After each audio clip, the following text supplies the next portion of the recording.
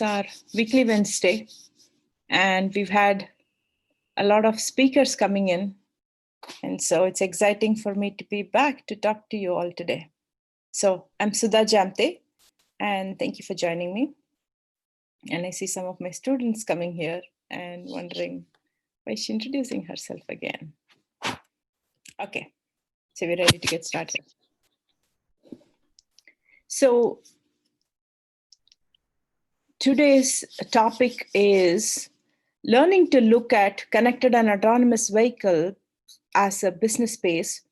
And I've covered this topic some time back, maybe more than a year's time back.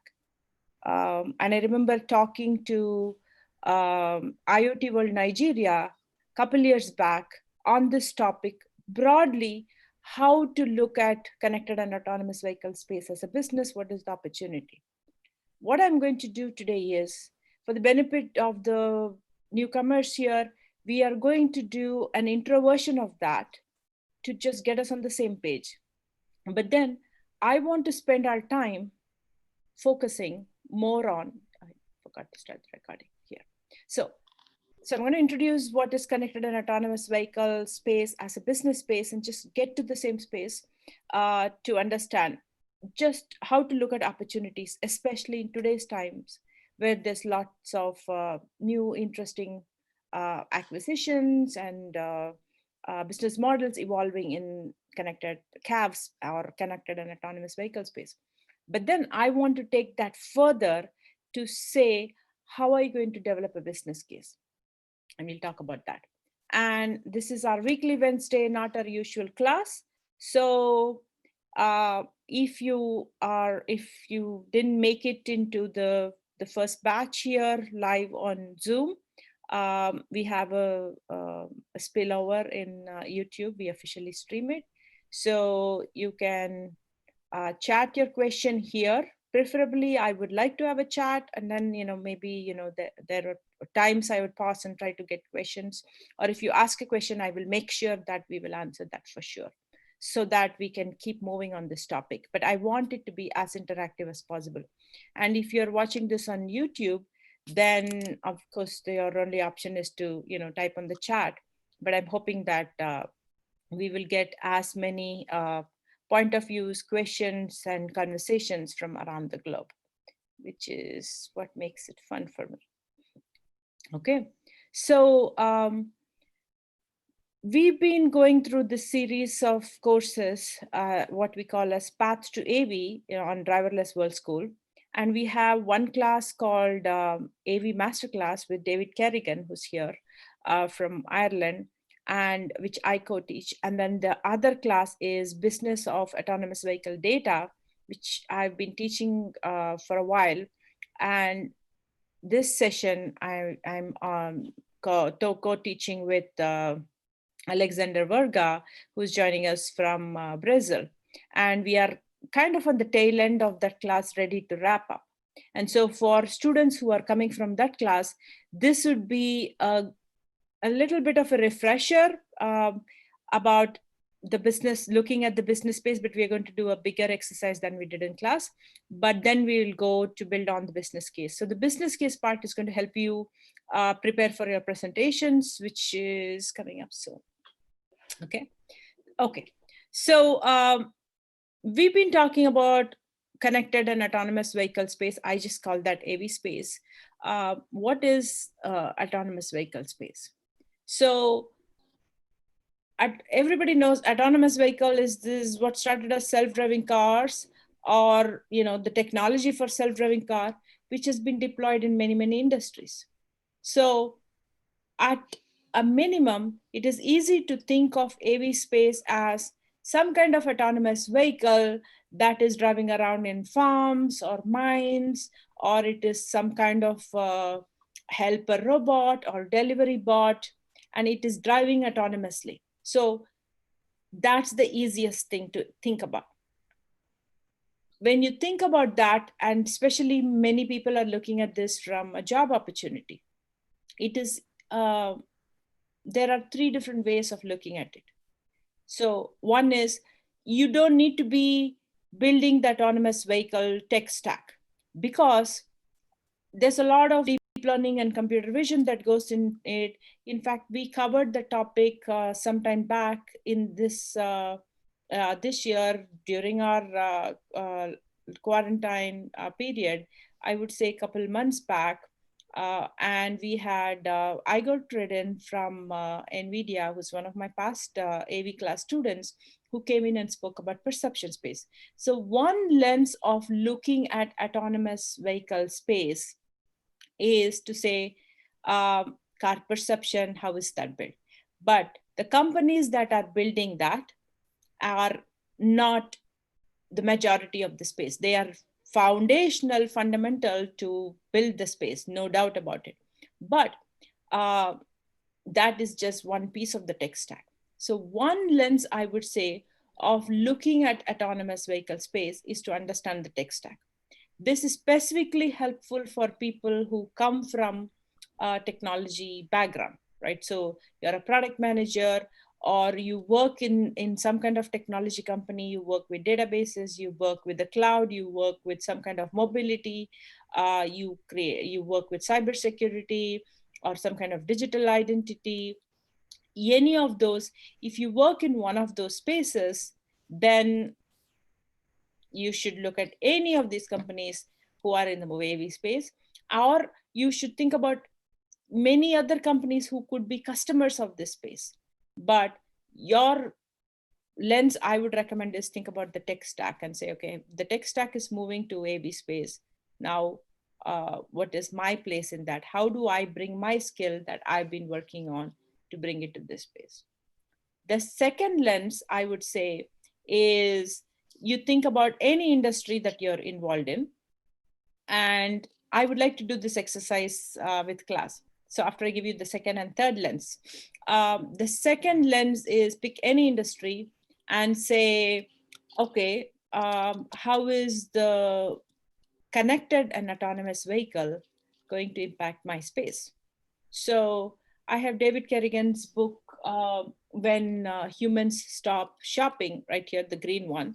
And David has covered retail space extensively and how that is getting automated, and with AI and humans and autonomous vehicles, of course, and humans are not going to shop on their own, and there is going to be a lot more automation. What does that look like?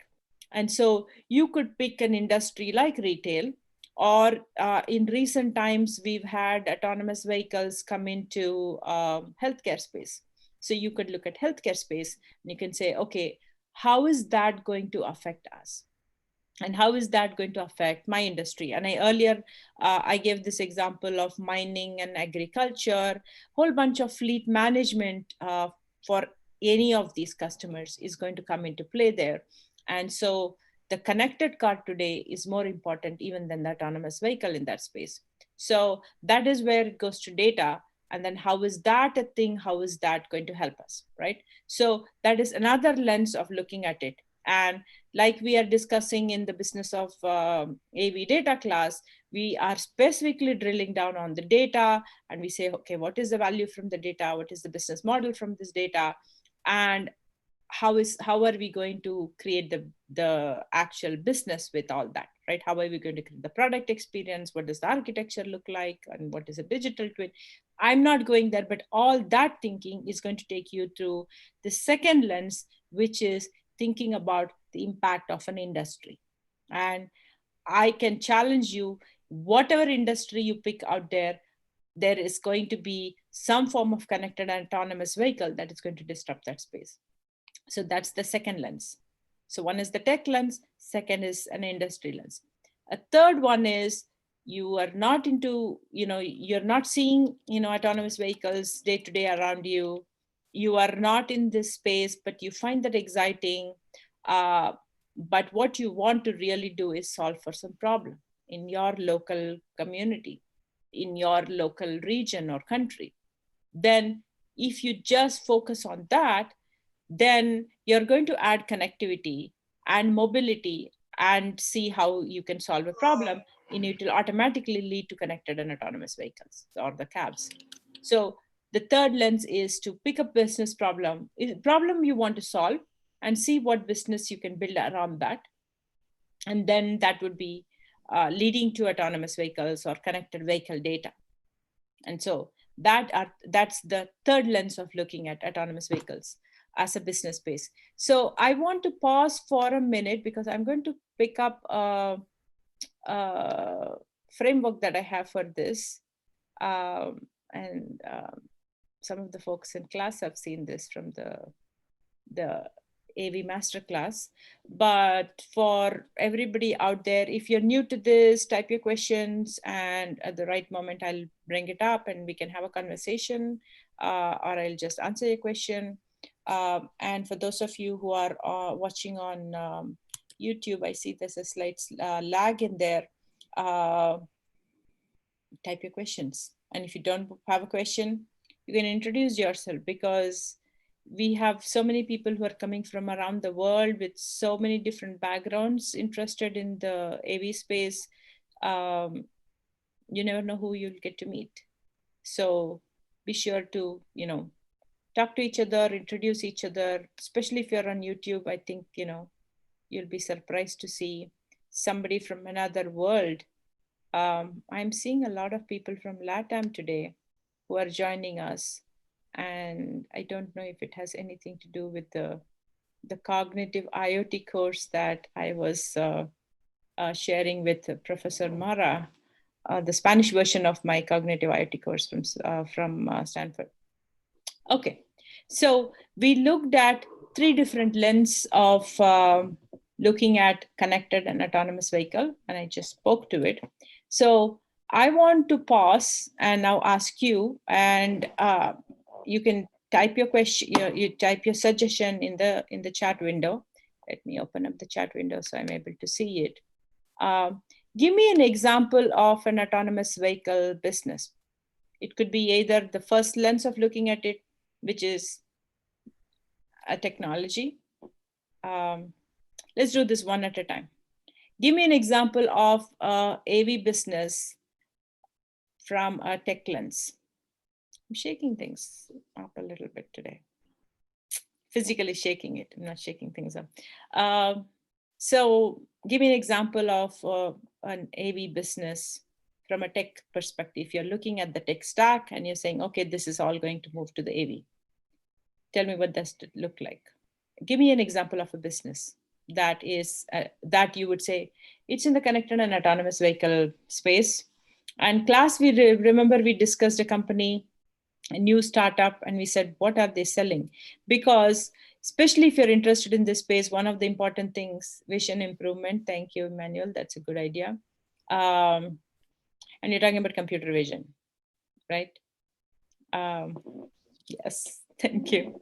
So we looked at Helm.ai and we said, okay, what are they selling? They're giving this example of a video of an autonomous vehicle driving perception space.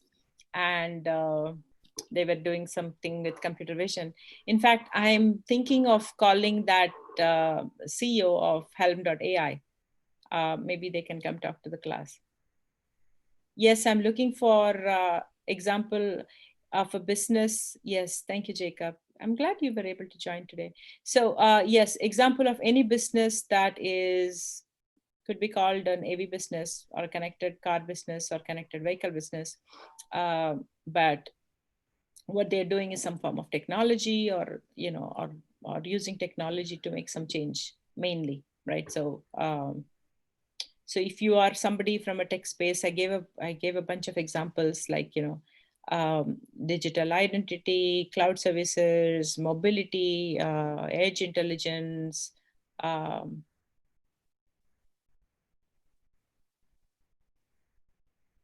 What is sobriety monitor? One suggestion is sobriety monitor. So the other comment is, Jacob is saying, I don't know if this is an established business, but it is something I'm looking into. Autonomous vehicle use for garbage collection services. That's a fantastic example of an AV business. In fact, when David Kerrigan introduced what is AV business in the AV Masterclass first day, he had he had AV for garbage collection as one of the businesses.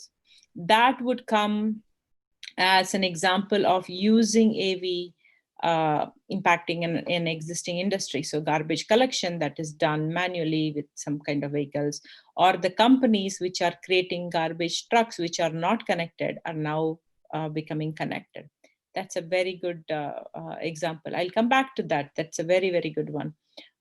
Create specific solutions for construction, live events. So when you're talking about live events of construction, right? The construction business itself. Viren, that's a very good one. Yeah, during the construction, how will the AV behave? Yeah. Been a challenge for Waymo at present. Okay, very good one. What do you mean by being a challenge for Waymo? Can you share? What is happening is everything is people are developing the technologies with either the maps or with the physical presence, whatever is there on the road. Now, but these two things are merged also. Now the AV gets confused when the map says that it cannot go one way or the other, but there are physical obstruction during the constructions to tackle to tackle the business. So that has been a big challenge for so construction zones. So you're talking zones. Very good point. So just to recap for the class, what Viren was suggesting was how the autonomous vehicle can learn to drive in construction zones. So that would fall exactly under the perception space, which is what I call as car cognition technology. So remember, the first lens is using the technology lens to see various different technologies that are moving to AV space. And perception space is how the car learns to drive itself by learning to identify objects in the road and drive defensively. So that element of learning to perceive the road is perception space. And it is partially computer vision. To some extent, it is deep learning models, but that is called perception space. And within perception space, there are companies who are not building the entire AV tech stack, but just giving better and better computer vision algorithms, better training models, deep learning models with better training data. And there are some companies in that space. And there is one company called DeepMap. In fact, I've had 2 students from DeepMap at different in different batches. That for the self-driving car or AV, the vehicle, to understand construction zone is a huge challenge. So that has not been solved for. Thank you for that, Viren. So that is perception space. When you actually said construction live events, what I thought was actual physical construction, like the construction of a building. And that would be the second lens of looking at it, which is take an industry and see how AV is impacting it.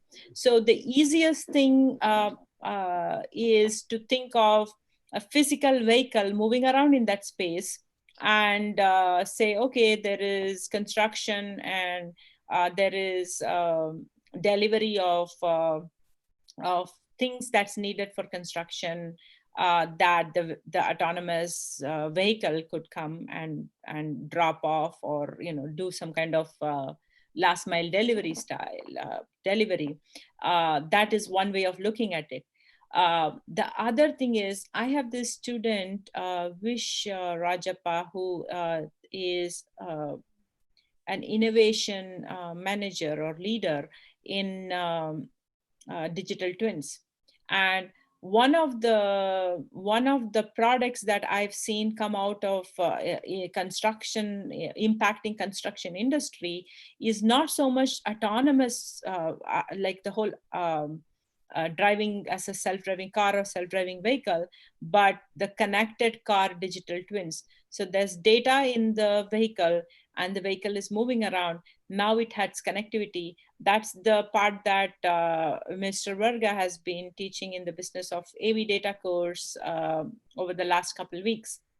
And that's an exciting segue for me. And I promise this was not a plug. I genuinely reacted to the comments, to the suggestions that you have here in the chat section. And I have a few more comments going up, so I will come back to that in a minute, okay? The connected vehicle creates tons of data, and that creates a digital twin. And with the digital twin, we can actually move the data out of the car or the vehicle and solve for interesting problems. And the digital twin is essentially a digital replica of a physical asset. And it is generally used in the IoT world as, getting data in some kind of ongoing time series, not real time, but close to real time, to get the data out from the edge to some other place. In fact, when we were discussing business models in the business of AV data course, you might remember that I'm very big on creating value from data by moving the data. And the data has value only when it is moved with context to a different location or to combine with another data source. And we've had discussions about that. So in the construction industry, they're using digital twins to look at not just an equipment as a physical asset of how a particular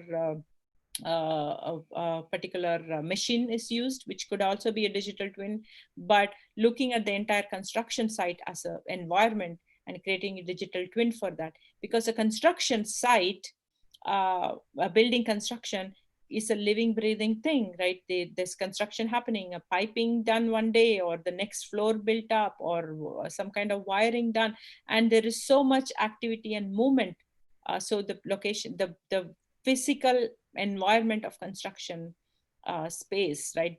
The building asset, or maybe it's a whole office complex that is being built, that keeps changing from day to day. So having a digital twin to monitor that is an interesting way of remotely monitoring. And if you remember, when I started this topic, I said, in today's time, there are opportunities. There are a lot of jobs that are becoming dependent on connected data. So having a digital twin that connects an asset or connects an environment, and having a vehicle that is not keeping it as a static environment, moving it around. So it's kind of, it's more adding mobility element to this digital asset, is opening up a whole new world of opportunities, especially when we are trying to practice social distancing and we are in lockdown and in shelter in place in many places with COVID.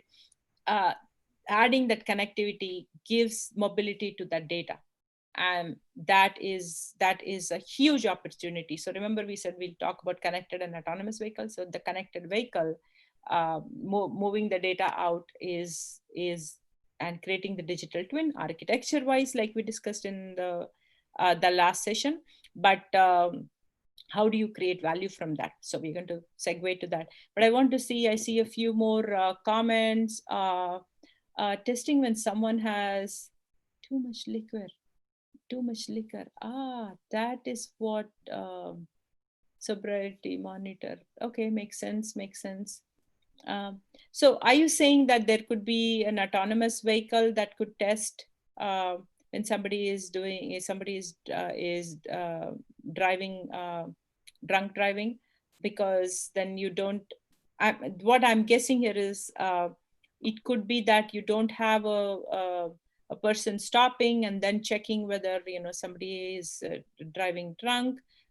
Inside the vehicle, there could be sensors that could check and stop a person when their cognition goes down there beyond a certain point that they should not be driving. That's actually a brilliant use case, a very brilliant use case. In fact, last week we had a discussion with Susanna Raj about in-car experience and looking at the emotion of the passenger and what is the agency of the passenger. more focused on ethics.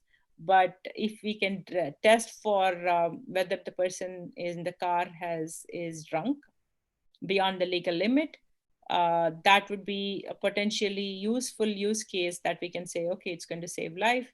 But again, you'll have to do that in a respectful way and ethical way of using that data. But that's a very good example. Thank you. Construction, we covered that. Sobriety monitor. What else do we have? We're in the saying, create specific solutions. Construction is done. Solution, construction. Yeah. Okay, so I think I covered all the use cases. I want to check in YouTube whether there are any questions. Okay, so that's a good example set that you all have given here. Thank you for that. So can you think of another example where you have a business problem? You're not thinking about AV at all. Maybe in your country, you're not seeing AVs around you. Maybe you have stricter regulations.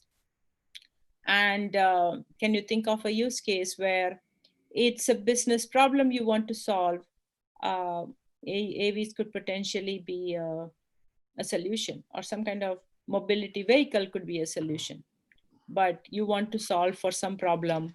When I say mobility, I look at the connected and autonomous vehicle space. It's super exciting for me because it's not just about getting rid of our car to replace with an autonomous vehicle. And as we've discussed, the vehicle becomes connected. That's how the car can actually get the data, share it with the cloud, and and bring the latest models. And so connectivity is a very core requirement for an autonomous vehicle. And we are seeing a lot of vehicles becoming connected. And in that process, data is being shared and this new business model is being created. And then there's the billion-dollar question is, who's going to pay for this? What is the business model that's going to evolve? And all bets are on some kind of shared mobility. So fleet management and other aspects that comes with it, with the digital mobility platform being built in the car by the OEMs, or new mobility platforms like RideCell that's evolving, becomes a thing, right? Becomes new potential businesses in that space. But then, and also the car has to become sustainable, electric in some form. And electric is the one we are seeing picking up from a business scale perspective. But I have seen two examples of one is to add solar on top of the roof of the car so that you could drive it, it could, as it's driving, it could create energy, in a sunny place. Or it could be that there is one example in Sweden where they have, as the car is driving, they take its piezoelectric effect, taking the movement, the mechanical energy, the kinetic energy of the car to create energy, to create electricity. And they're testing this out in a small patch in Sweden. At least they were doing this before the lockdown, to have the car drive in a small patch near the airport for a little over a few kilometers. And it generates energy, and that gets stored and it goes to the grid. So one concept we don't usually talk in our class is called V2G, or vehicle to grid. So you get this data that could, the data in this case, I'm talking about electricity is generated in some form, either from solar or from the kinetic energy in interesting ways. And that energy is stored in the vehicle, or it could be sent back to the grid. So imagine if the entire, all the electric cars that is coming around everywhere suddenly decides to charge. Our electricity grid cannot hold that load. And they're always looking for managing that load. It's called demand generation. So that's an example where we could use the vehicle called V2G, where it just could be charged from a battery, and the storage is in the vehicle, and there is a blackout, and you could send the autonomous vehicle with the charge to actually go discharge to power a building. That has been going on. Nissan has that in tested that in Europe and has brought it to US end of last year. That's called vehicle to grid.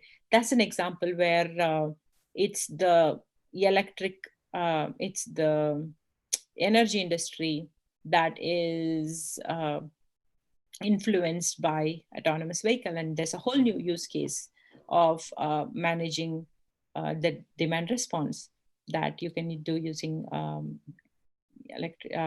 using a connected autonomous vehicle. Emmanuel is saying inventory and warehouse management. So I'm thinking warehouse management, especially, Amazon is very big on autonomous vehicles in their warehouse. They have acquired Rivian. They had Kiva. That's a very important piece.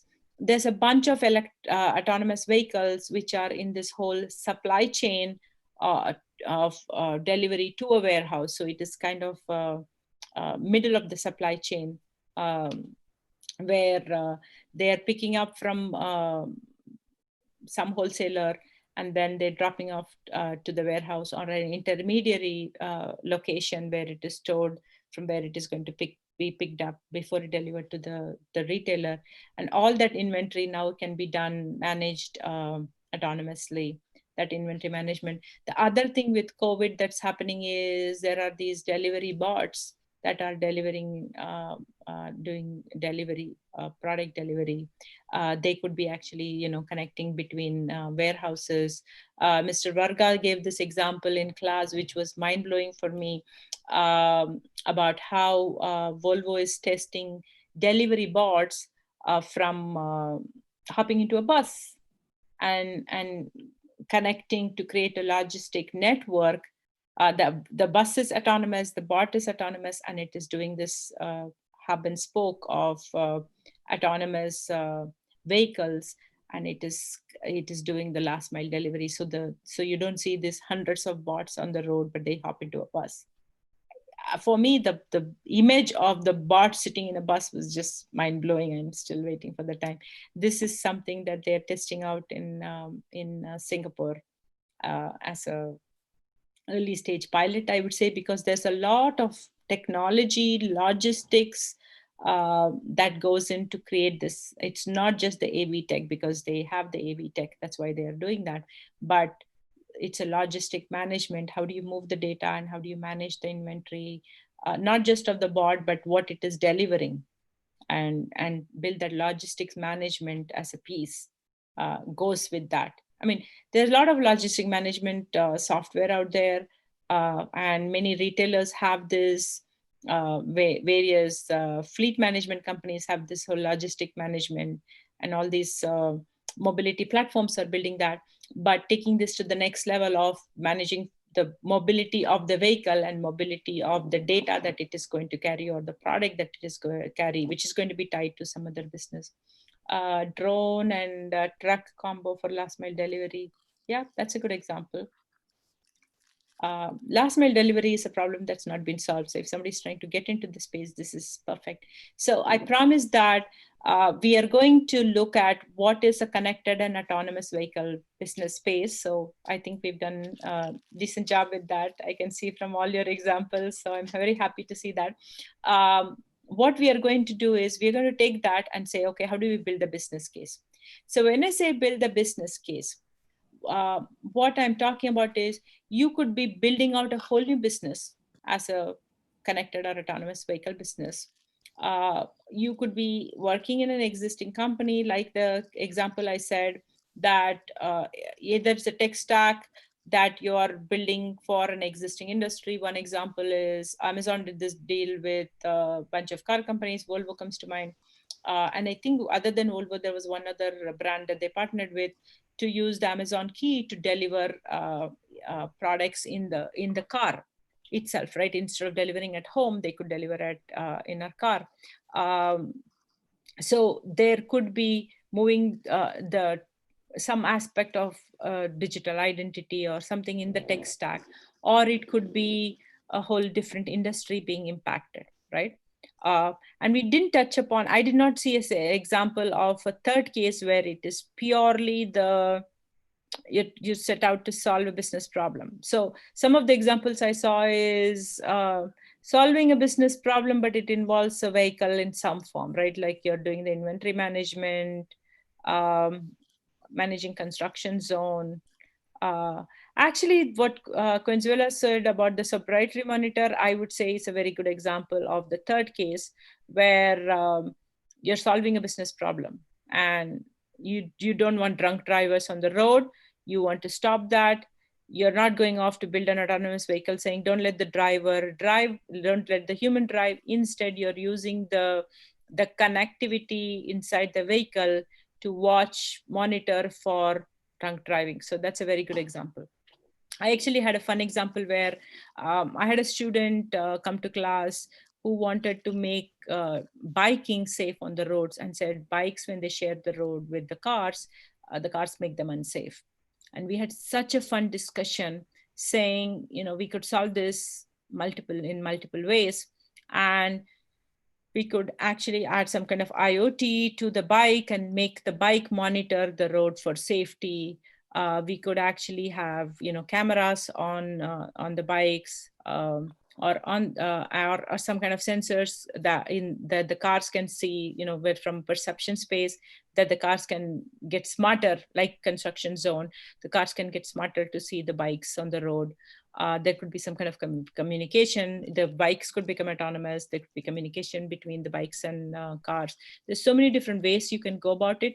And then the interesting part about the business case that we're talking is you could build this to be a product that you're selling, that, there's a lot of other IoTs connected to bikes to keep them safe these days, or to monitor the driving usage, all that for the bikes.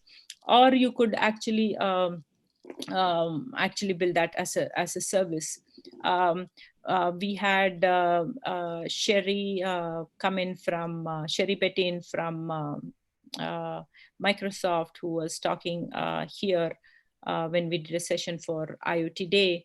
She was talking about building digital twins using adding IoT sensors, and again we can add connectivity.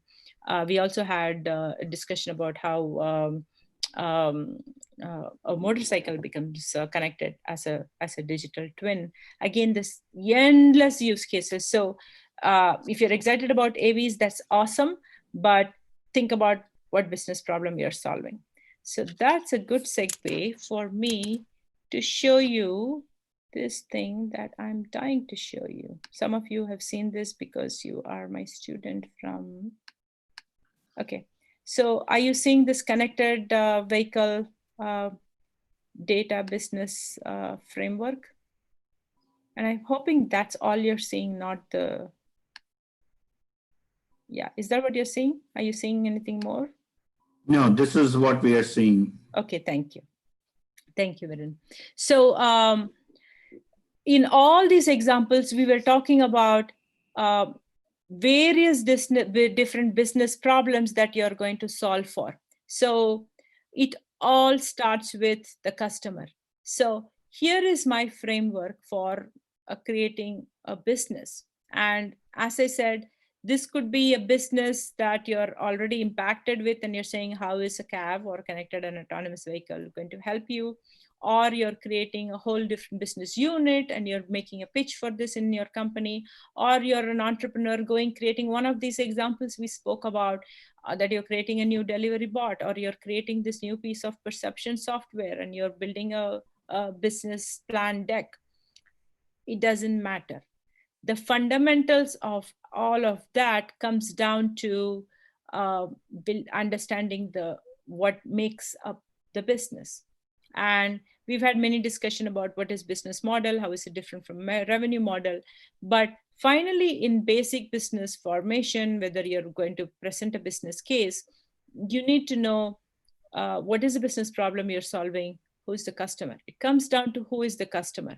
And since we are talking about connected vehicles and or mobility in some form, I am very biased and focused on a very data-driven business. It doesn't have to be a data-driven business. It could be applying, you could choose to buy a fleet of autonomous vehicle from anybody who's selling it, and you're going to go and offer some kind of mobility service. And I've had students who created a bunch of projects, just pure mobility services for seniors, mobility services for visually impaired, mobility services for teens, so that you could safely drive them around, or the AV could drive them around. Or it could be creating an experience in the car, like we discussed in the AIX class, and again targeting a specific customer segment.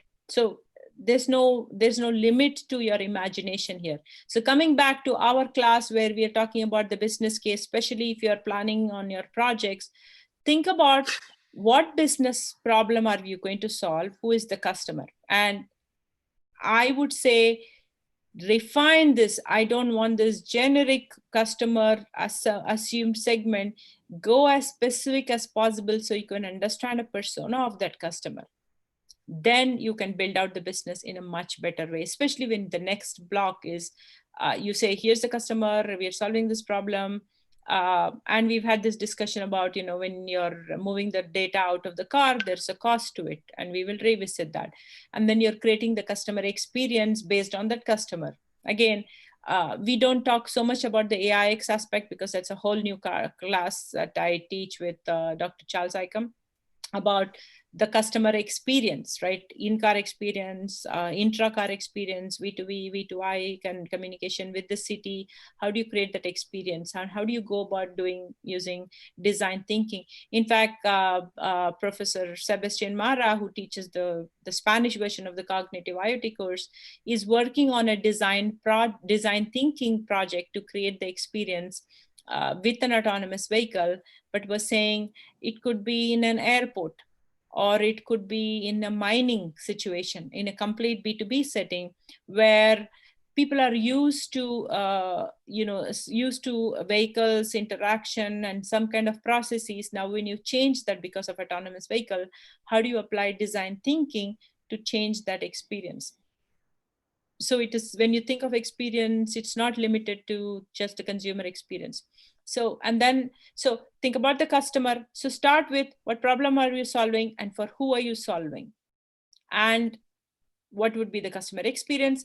For the purpose of our class, I would say thinking about the customer experience I would say is optional at this point, because it becomes too much.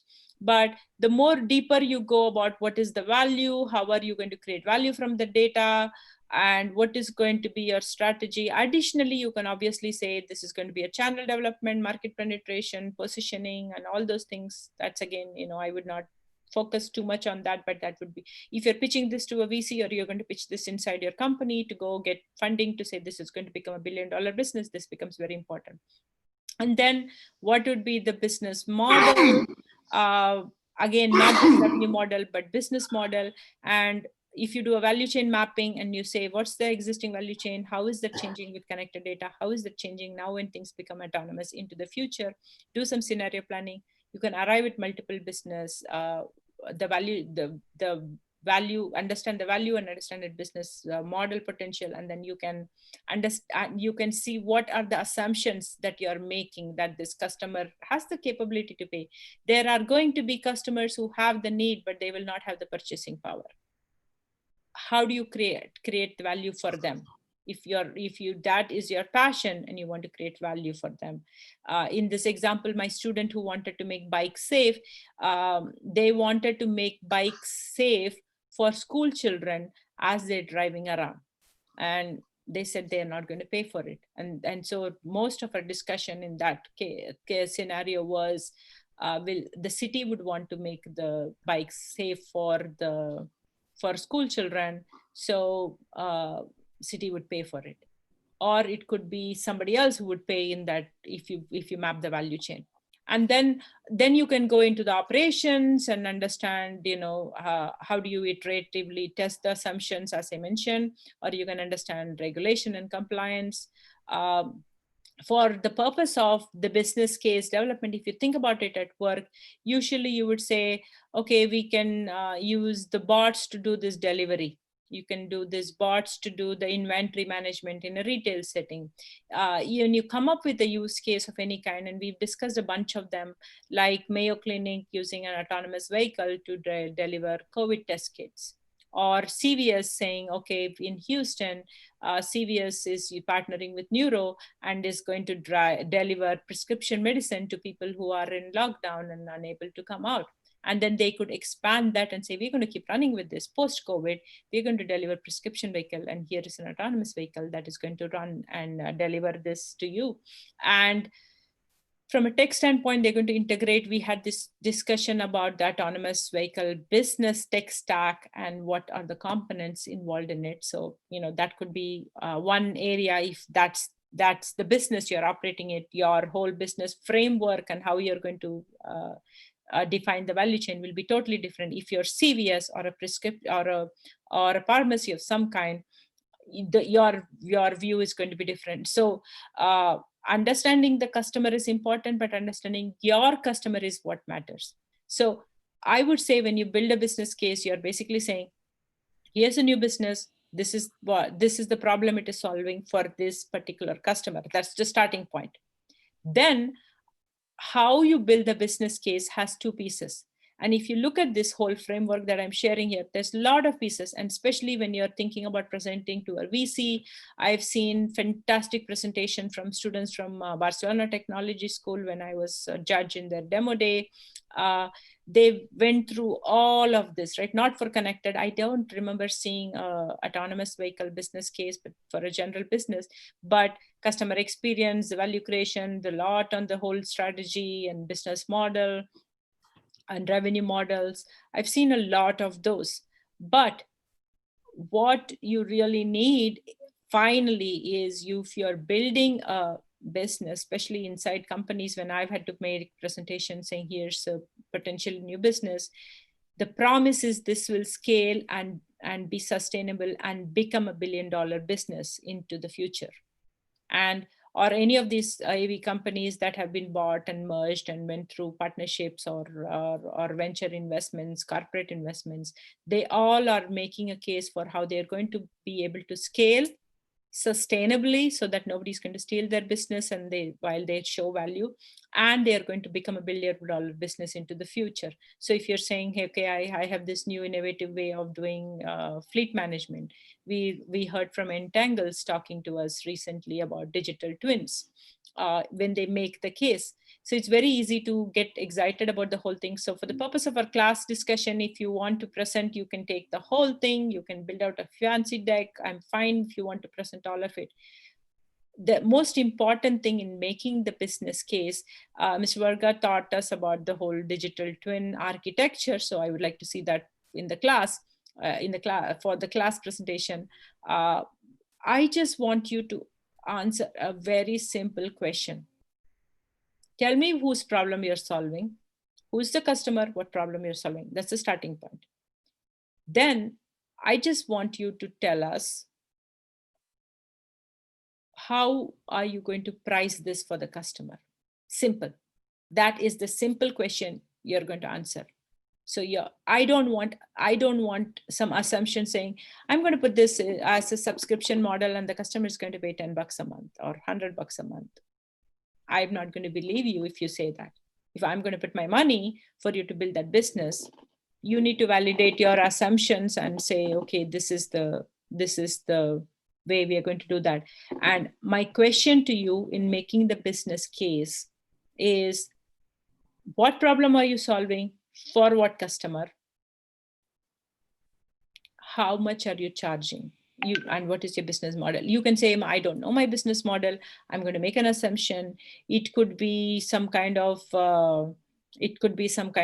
service model pricing. That's okay. And you can iterate how the customer is going to pay for it. But you need to know who's the customer, what is the value for sure. And you could say somebody else in the value chain is going to pay for it. That's okay with me. And that could be an assumption. You can say that's an assumption. But how much are you going to charge for that is a reasoning which is completely fundamental to defining the business case.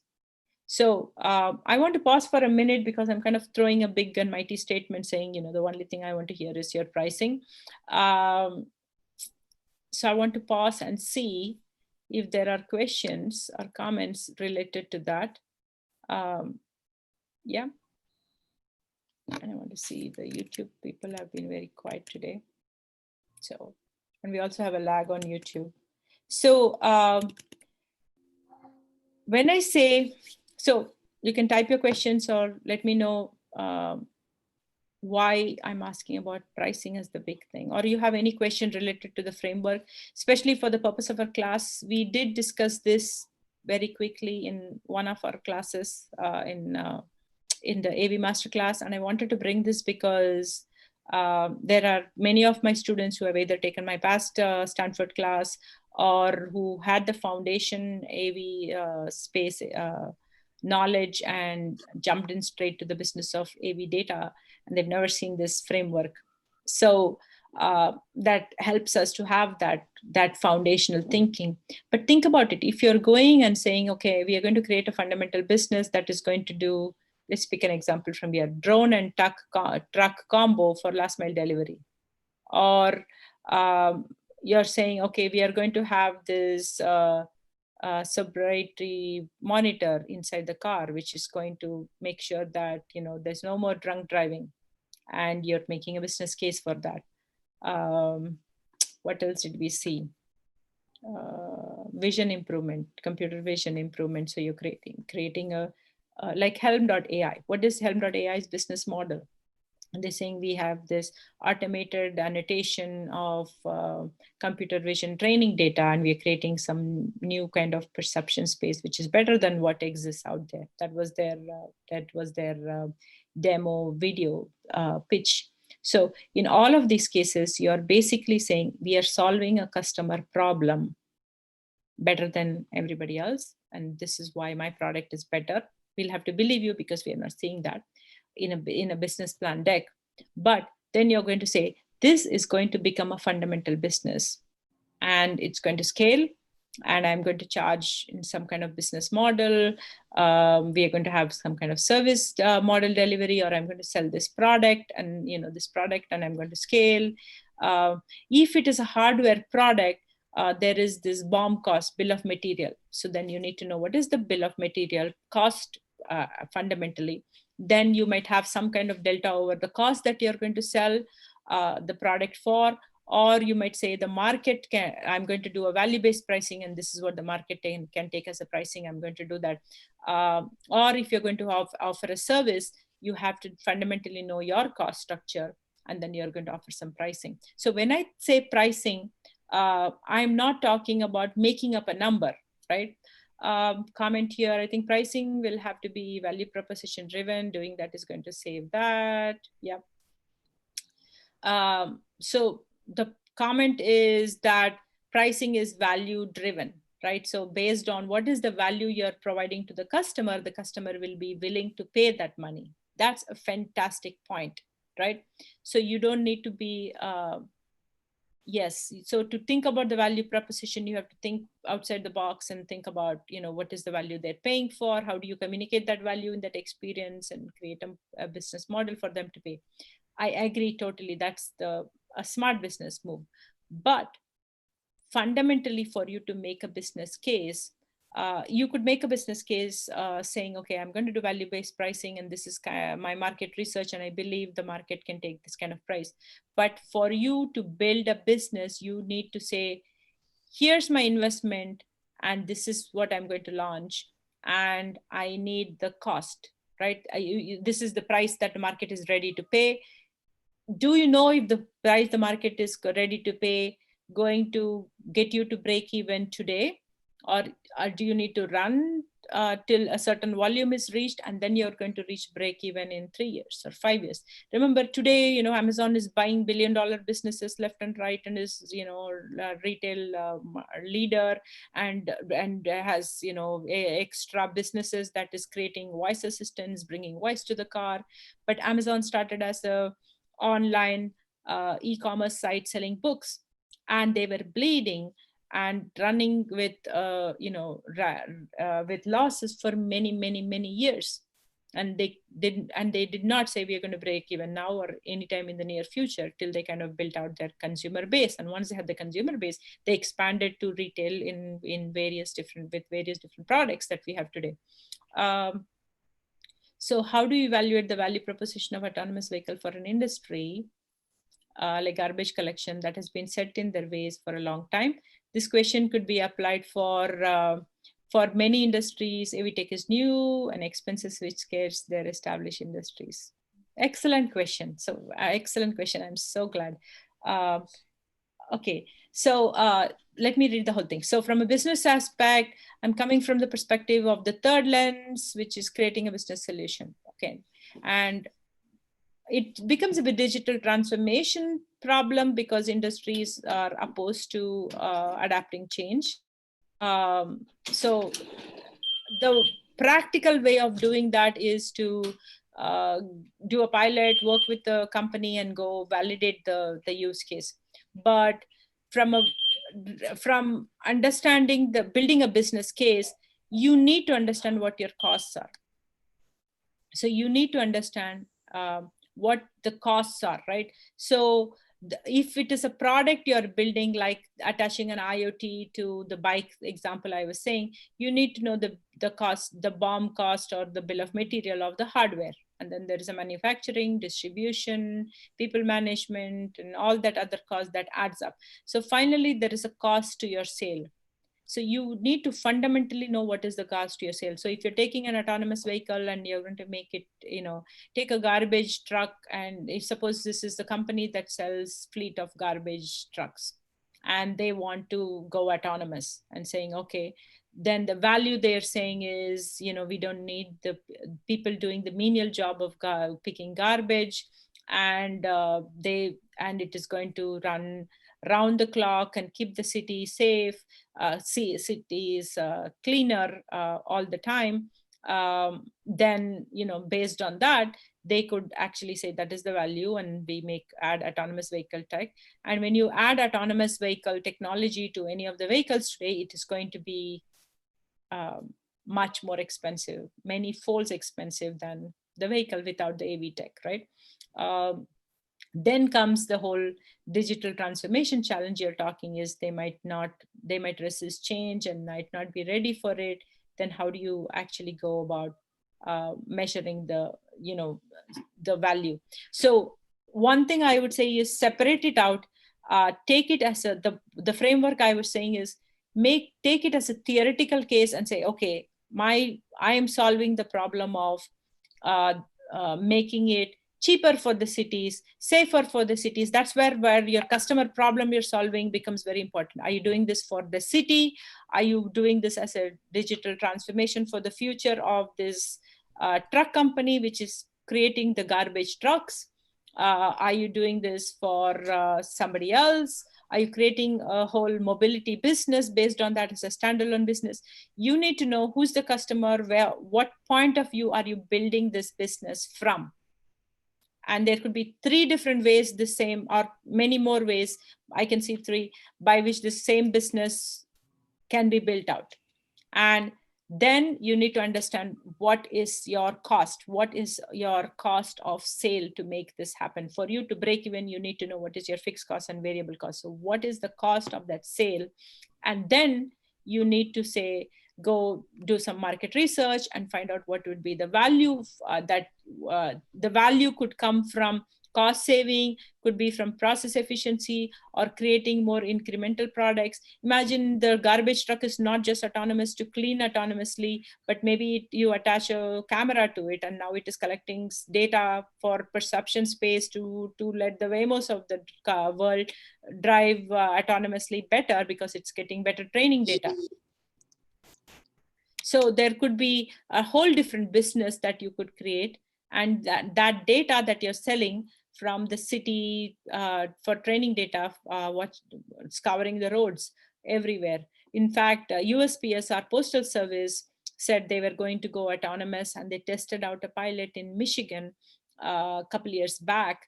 And they said that they're not here to replace the male person, but to augment them to, the vehicle will run around, drive autonomously, stop and pause as they're still delivering the mail. And it could go pick up a mail from the post office autonomously. But there was a whole business model potential, because the USPS service runs every single nook and cranny streets of the country, and they could collect data potentially, and that could help to more, with more mobility solutions, or the perception space that we were talking about. So there's a lot of possibility of what the potential business model would come. But in this case, think about the customer. Is it the city? Is it the garbage truck company? Is it some new mobility service company? Is it something else? And then based on that, figure out the value prop. And you'll have to iterate and draw the value chain and see what part of the value chain are you disrupting, and and what kind of efficiency. Is it a cost efficiency, new revenues, new getting them to a new market, or is it just sustainability, helping this business survive? Like take the dealers, and with autonomous vehicle they could create a whole new business which is different from selling cars to consumers, and that kind of thing. So if you understand that, then you get to the actual pricing. And to get to the pricing, my ask of the class is to make a business case, understand the customer and what value you're creating for them, what problem you're solving for them. And the value proposition, the business model is something that whatever you say, there is no right answer, so don't worry about it. But I need to, we need to see your thinking behind that. But you're going to iterate on it and test and learn. And you might drop the whole thing and say, I thought this city was going to pay, city has no money to pay for this. Yeah, I'm glad you like that, Jacob. Thanks. So we have to wrap up. We are past 10 o'clock here. But what we are going to pick up is if you take one message from today. I hope you've demonstrated by all your comments and questions. It's been a very engaged class. Thank you. About looking at autonomous vehicle as a business space. And the one lesson I want you to take is, when you build a business case for it, think about the customer, value for the customer. And then how are you going, and when you build a business model, it's very easy to theoretically get very fancy about cost saving and energy saving and new businesses and disruption and disintermediation, because I've been talking about all those jargons too in class. But take it deeper to what is the cost of your sale. And that is the exercise we are going to do in our Thursday class at the Business of AV Data class, guys. And we will pick that up from there. But think about what is the cost of your sale, because whatever value you see the market ready to do, it has to add up to be higher than the cost. And you can make a decision. It's not higher than the class today, but it's going to be higher than, we are going to break even when we reach a certain volume, in 3 years, in 5 years, in whatever you can manage your cash flow up to that point. That's your decision you're making. The garbage truck can also be smart enough to sweep the road. Yes, that's perfect. Yes, thank you for that, Ida. That's a very good point. So the garbage truck could become a sweeper truck. That's a disruption to the other fleet of vehicles who are doing the sweeping now. So that's a different kind of disruption. My video doesn't work because whenever I turn it on, like it's on right now, and it's just I'm hearing some comment from somebody. Yeah, it's been like that for so long, even. That's Ida. Yeah. Okay.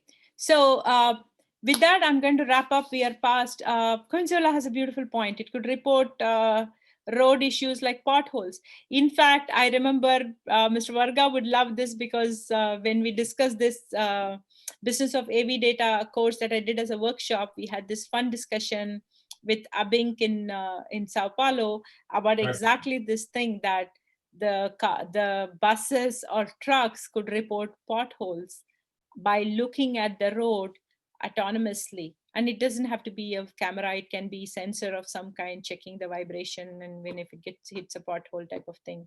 Okay, awesome. So with that, let me wrap up, and I hope we can continue the discussion and define the cost of a sale.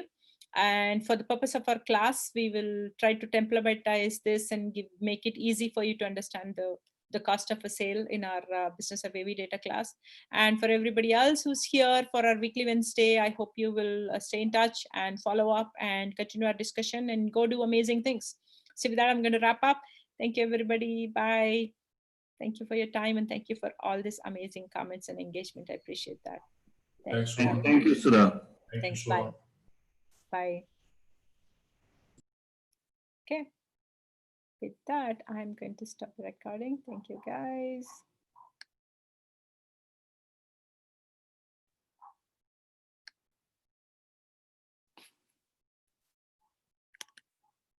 Just want to double check the YouTube, so bear with me.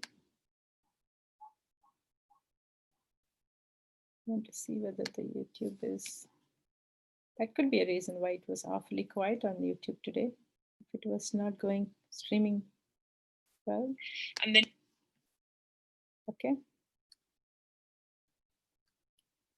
I'm just double checking the YouTube recording, that it should go through fine.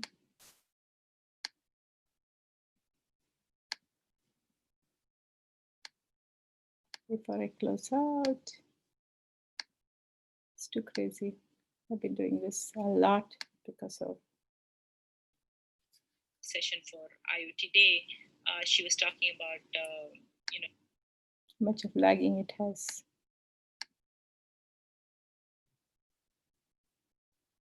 Customer review. Okay.